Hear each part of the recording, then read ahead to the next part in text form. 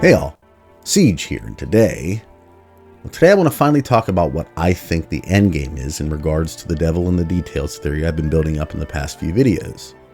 You should definitely watch those before this one so you understand how this all ties together, and as usual, spoilers for all of Warframe's quests will be involved. If you don't want to be spoiled, click off now. For the rest of you, and especially those who've watched all three of the previous parts, you know I've been talking about the what and the how of the Man in the Wall, in that this entity, I believe at least, is a kind of cosmic consciousness brought into this reality by the discovery and subsequent use of the Void in so many of the common actions the Orokin had begun, and that our current major factions in the game still do, with some even eclipsing what the Orokin were originally capable of.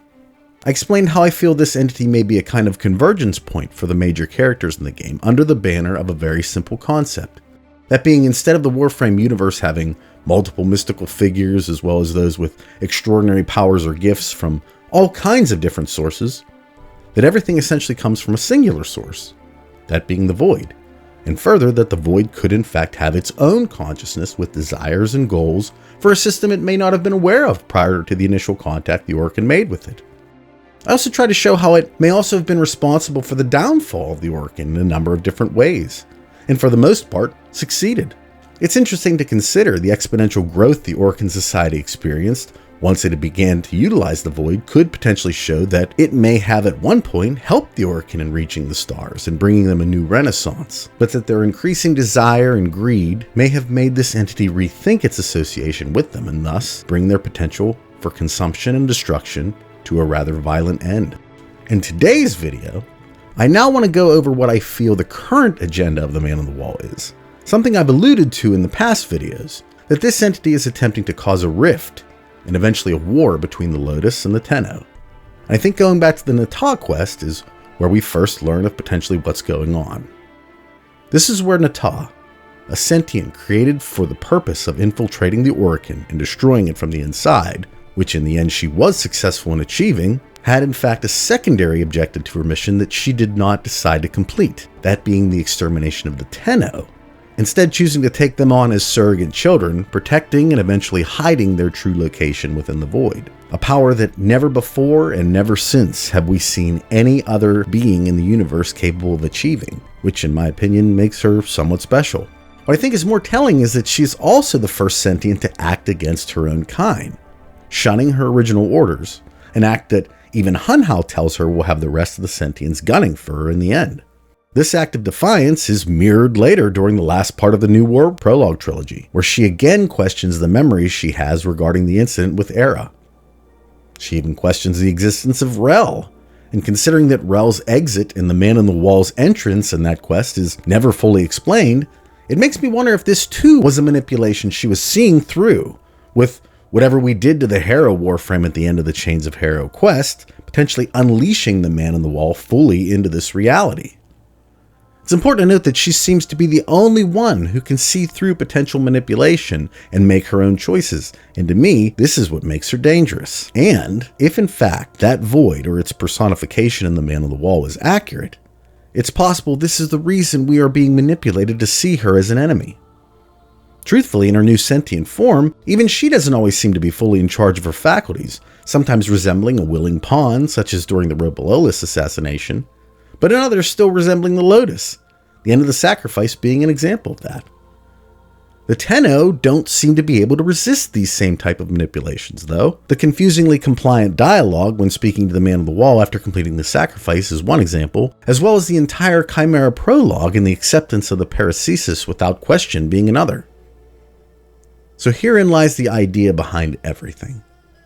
I think it's entirely possible the Void has turned its attentions to her because she is obviously an unknown quantity in the game. She has incredible power, almost omniscient knowledge, and was able to infiltrate the Orokin. But something that has always bugged me about that situation regarding this action was that, quite frankly, the timeline doesn't make much sense. She was a sentient that took on the form of a dead Archimedean, somehow knowing full well all of Margulis' secrets in the process, and was able to somehow hide the moon without anybody knowing it. Did she download Margulis' memories? Is she some form of amalgam integrated with the remains of Margulis? Or is it possible she was Margulis long before these incidents, maybe even before the Archimedean was in fact put to the Jade Light. There isn't enough data to prove or disprove anything regarding this part of the Warframe timeline, so we can really only speculate. But a question I am left with is, if the Tenno had in fact destroyed the Orokin ruling class, what reason would the Sentients have to continue warring against them? I mean, when you think about it, the Tenno completed the Sentients mission. So it's interesting that they would also task Natah with exterminating them as well, but I think this was all part of the original plan. Natah could in fact kill two birds with one stone, the Orokin and the Tenno, the only two forces who could really challenge the Sentients and by extension the Void. And I think the new war is specifically about that failure, because if in fact this theory holds any water, those two factions together were the only group actively trying to police the Sol system, at least in the present. Natah took it upon herself to not only be a mother to the Tenno, but also to this system. The reason why the Tenno are against all the other factions in game, yet periodically team up with groups of these enemies in order to achieve some greater good. If what I said in the last video, that each of these factions are either knowingly or unknowingly following the directions of the Void as their quote-unquote god, she is something that not only they're against, but by that same logic, she would be against the will of the Void as well. And I don't think the Void embraces her anymore as one of its own. The reason Ballas was sent to bring her back to them, but with them nefariously pinning her to whatever this throne thing is without her obvious consent after the fact. Which brings me to my next point. Where is this mother she speaks of? According to Era, Mother is gone. Mother's gone. This is all that remains. But you have her fire. And more. So what happened there? I think it's important to point out that an interesting parallel with Era is that his name is most likely derived from the Mesopotamian plague god of the same name within the Akkadian Empire. And curiously enough, the entity is known as the god of mayhem, responsible for periods of political confusion, something I believe we're seeing play out in real time in Warframe's narrative. And if I am right, and both these characters, Era and Ballas, are extensions of the Void and thus subject to influence from the Man on the Wall, something that would lend weight to both of them being present when believed to be dead at some point, this would fall right in line with attempting to con the Lotus into doing things she might not necessarily believe in, a kind of parallel as well to the confusion the Tenno have, that they too are generally being led along by something they and we obviously are not supposed to understand, at least not yet. And I think that's the difference between the Lotus and the Tenno. The Tenno follow basically whatever they are told to do. Orders from the Lotus, orders from Teshin, orders from those within Solaris, the Entradi. The Tenno never question anything. Whereas Natah is obviously more in control of her own destiny, even going against orders from her own kind for what she believed in.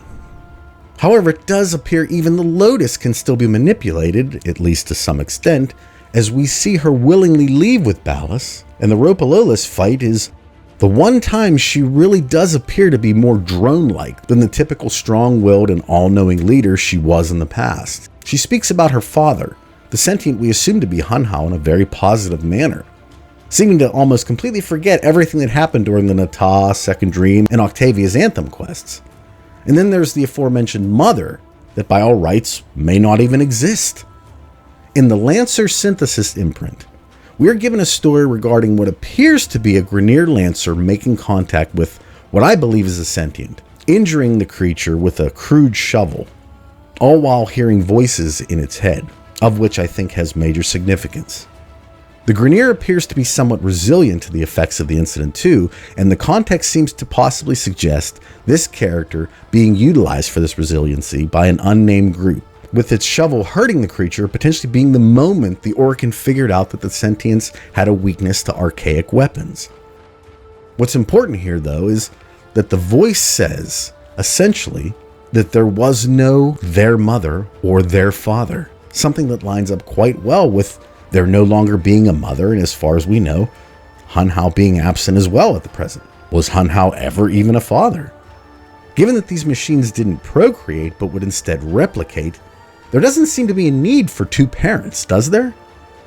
Was all that regarding Hunhao just another manipulation?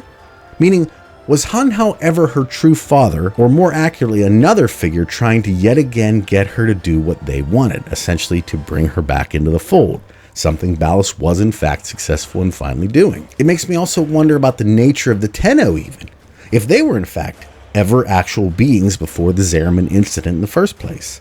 I've stated in a previous video from the Ember Prime Codex the claim that there were no children on board that ship. So if this account is actually accurate, maybe the Tenno were in fact created by the Void as the silent assassins they would turn out to be. Ballas tells the Lotus that the Orkin were responsible for creating the Tenno. Only the Tenno. The Tenno. The enemy. Yes. Made by you. To kill us. Yes. But are they just taking credit for it because the incident happened aboard one of their ships? This may end up becoming something we find out in the Duviri Paradox, that in fact this character could be a former passenger of the Zariman who is now trapped in the Void, with a childlike doppelganger of them perfectly situated within the stronghold of the Orkin. Their childlike appearance earning them a pass even though they were obviously dangerous right from the start, Margulis and Colleen's injuries being evidence of that. After all, when the Zariman returned, it was empty aside from the children. So did the kids eat the remains? And if not, where did all the parents go? Had they been any other creature other than children, they would most likely have been quarantined, restrained, and either experimented on or destroyed. But a perfectly calculated manipulation instead embedded them deep within the Orkin hierarchy. A perfect double agent that, while at first becoming the Orkin's main weapon in the fight, would then turn on them and destroy their way of life from the inside. And I think that's why Natal was tasked with taking them out as well. Once they had destroyed the Orkin leadership, they would have no real purpose anymore, but their terrible and awesome power would continue to be formidable in this universe. Given that they too were granted a form of sentience, if my theory is correct, they would also have the ability to choose whether or not to follow future orders. And considering one of those choices was to side with the Lotus, they would now become just as much of an issue as she is. Not to mention that together they would be a force unmatched in the universe, something the game is basically based upon. So, a war between the two would benefit the Void no matter who wins. If the Tenno win and kill the Lotus, they will go back to doing what they've been doing and would most likely view the Man in the Wall as an ally, coming back into the fold and doing what he wants. Essentially what's been happening since the Lotus left, at least within the context of the quests, that is. If the Lotus wins, she will have finally completed her original mission, destroy the Orkin and the Tenno, and make the Sentients essentially have full domination of this system, with the factions in the game loyal to the Void still continuing on. It's a win-win in that regard, and it's the reason I think we are being brought into a conflict with the Lotus. You know, at one point, I wanted to kill the Lotus for abandoning us, and on the surface at least believing her to be an enemy, but if this is true, my God, we're walking right into the trap. So I say to you, Tenno, the Lotus must stay alive, because if I'm right about all this, I think it's a risk we're all going to have to take, as the entirety of the Warframe universe depends on it. But what do you think? To me, there are just too many coincidences lending themselves to this overarching idea that I now believe, quite simply, none of it is coincidental at all. But it is just a theory, and time will tell in the end. With that being said, I hope you enjoyed part 4 and are examining the events in the game with a bit more fervor these days. Remember, an emotional individual is the easiest entity to manipulate. So the idea of an unknown power using emotional recollections in order to get us to do its will is one of the oldest and most effective forms of suggestion that's ever been utilized. Because in the end, we're made to feel like it's our decision to act, not their subtle manipulation. And I think you really do have to ask yourself, is that how you remember it? At any rate, I hope you all have a wonderful day today, wonderful rest of your week, and I'll talk at you all in the next one. Take care, everybody. Bye.